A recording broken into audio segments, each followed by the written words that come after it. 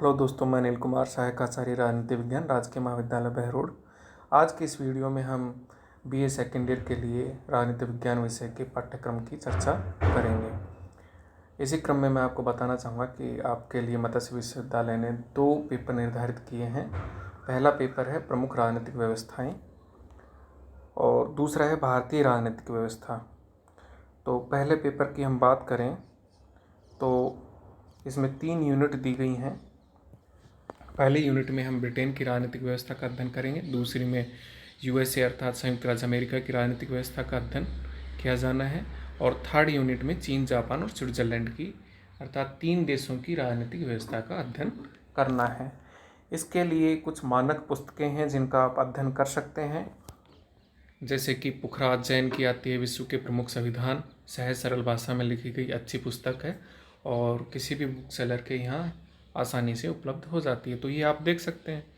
दूसरी है प्रभुदत्त शर्मा की, शॉर्टकट में इसको पीडी शर्मा के नाम से भी बोल दिया जाता है।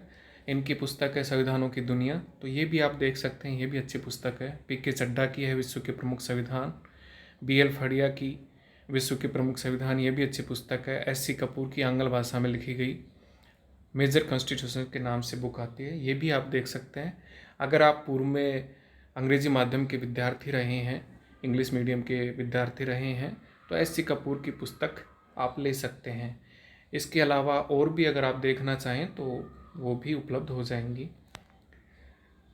अब बात आती है दूसरे पेपर की, तो दूसरे पेपर में भी 3 यूनिट होंगी। पहली यूनिट है भारतीय राष्ट्रीय आंदोलन के नाम से, दूसरी यूनिट है भारत का संविधान और तीसरी यूनिट है यानी सी यूनिट है, तो उसमें हम राज्यों के शासन का अध्ययन करेंगे। इसके लिए भी अच्छी पुस्तकें हैं। हालांकि राजकीय महाविद्यालय बहरोड के द्वारा इस कोरोना वैश्विक महामारी के दौर में आपके लिए ऑनलाइन कक्षाएं संचालित की जा रही हैं और वीडियोज़ के माध्यम से आप संबंधित विषय के बारे में ज्ञान प्राप्त कर सकते हैं, लेकिन फिर भी अतिरिक्त और संपूर्ण जानकारी के लिए पुस्तकों का अध्ययन अनिवार्य है। तो आप दूसरे पेपर के लिए भी कुछ मानक पुस्तकें हैं, उनका अध्ययन कर सकते हैं, जैसे कि बीएल फड़िया की है भारतीय राज्य व्यवस्था, रजनी कोठारी की है भारत में राजनीति, डीडी बसु की है introduction to the Indian constitution, N D Palmer की है Indian political system, Subhash Kashyap की है हमारी संसद और हमारा संविधान। ये सब अच्छी पुस्तकें हैं, इनमें से किसी एक का आप चयन कर सकते हैं और उसका अध्ययन कर सकते हैं। अब बात आती है कि ये जो 3 यूनिट होंगे दोनों पेपर में, तो इसी के आधार पर आपके एग्ज़ाम में पैटर्न भी फिक्स किया गया है। तो एग्ज़ाम जो होगा तो उसमें आपका पेपर आएगा, उस पेपर में 2 खंड होंगे, 2 पार्ट होंगे। पहला पार्ट होगा, उसमें शॉर्ट आंसर टाइप क्वेश्चन पूछे जाएंगे और हर यूनिट से, हर पेपर में 3 यूनिट है आपकी, तो हर यूनिट से 4-4 सवाल पूछे जाएंगे, तो कुल मिलाकर 12 सवाल हो जाएंगे और उन 12 में से आपको 10 क्वेश्चन सॉल्व करने हैं और एक क्वेश्चन का अंक भार है 4। तो कुल मिलाकर आपके 40 नंबर का पार्ट 1 हो गया। और सेकंड पार्ट है पेपर का, तो उसमें ऐसे टाइप क्वेश्चंस पूछे जाएंगे, निबंधात्मक श्रेणी के प्रश्न आपसे पूछे जाएंगे और हर यूनिट से 2-2 सवाल पूछे जाएंगे। आपसे अपेक्षा की जाएगी कि हर यूनिट में आप एक सवाल हल करें और प्रत्येक प्रश्न का अंक भार होगा 20, अर्थात 3 प्रश्न आप हल करोगे तो कुल मिलाकर आपका अंक भार हो जाएगा 60। और इस तरीके से आपका एक पेपर होगा, पार्ट 1 40 नंबर का, पार्ट 2 60 नंबर का, कुल मिलाकर 100 नंबर का। और दूसरा पेपर भी इसी तरीके से, पार्ट 1 40 नंबर का, पार्ट 2 60 नंबर का। और पॉलिटिकल साइंस के फर्स्ट और सेकंड दोनों पेपर मिला के 200 नंबर के हो गए। अब चूँकि पहला पेपर आपने देखा कि प्रमुख राजनीतिक व्यवस्थाओं के नाम से हैं और दूसरा पेपर भी आपने देखा कि भारतीय राजनीतिक व्यवस्था के नाम से हैं, तो इन पेपर में एक कॉमन चीज़ निकल के आएगी, संविधान। और संविधान एक चर्चित शब्द है, हम यदा कदा इसको सुनते ही रहते हैं और इसका अध्ययन करना भी बहुत ज़रूरी है। तो सबसे पहला सवाल आता है कि संविधान होता क्या है। संविधान लिखित या अलिखित नियमों का एक ऐसा समूह होता है जिसके द्वारा किसी भी देश की शासन प्रणाली का संचालन किया जाता है। तो संविधान लिखित भी हो सकता है, अलिखित भी हो सकता है। ज़्यादातर जो संविधान है वो लिखित है, निर्मित है, और कुछ अपवाद हैं जैसे कि ब्रिटेन का संविधान है वो अलिखित है और विकसित है, समय के साथ उसका विकास हुआ है। तो ये कुछ कैटेगराइजेशन कर रखा है संविधानों का। अब बात आती है कि संविधानों का अगर हम विभाजन करें तो कितने प्रकार के होते हैं। तो पहला होता है लिखित या अलिखित।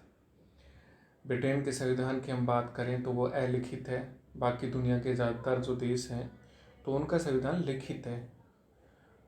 दूसरा जो श्रेणी विभाजन है वह है निर्मित और विकसित के रूप में। जब हम किसी संविधान को एक निश्चित समय सीमा के अंदर लिखते हैं या उसका निर्माण करते हैं तो वो निर्मित संविधान कहलाता है। और जब किसी संविधान का एक निश्चित समय सीमा में निर्माण नहीं होता, उसको एक निश्चित समय सीमा में नहीं लिखा जाता और वो समय के साथ गतिशील रहे, विकसित होता रहे, तो ऐसे संविधान को हम विकसित संविधान कहेंगे। तो इसका भी सर्वोत्तम उदाहरण है ब्रिटेन के संविधान। एक तीसरा विभाजन है संविधानों का, जब हम देखते हैं तो तीसरा विभाजन जो कर रखा है वो लचीले और कठोर संविधान के रूप में करते हैं। जिस संविधान में संशोधन करना आसान होता है तो उसको लचीला संविधान कहते हैं।